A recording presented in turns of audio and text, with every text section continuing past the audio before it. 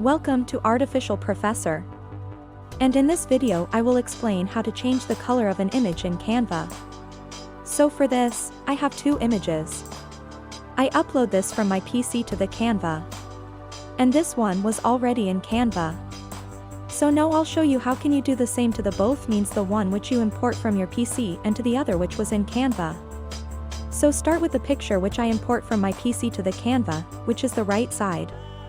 So what you have to do simply upload this by tapping on this upload icon, and again by tapping on this upload file. When this process will be done, then simply tap on the picture. And from here tap on this edit photo. Now here are the option filters, tap on this option. See all. So as you see here, a lot of colors means you can change your picture from this to this color, and also to this. So it was a process means you can change your color of the picture which you import from the PC. Delete this one. And now let's try to change the color of this one, which is already in Canva. What you have to do, simply tap on this one and here are the colors, tap on this one, and select the next one. As you see, the color has been changed.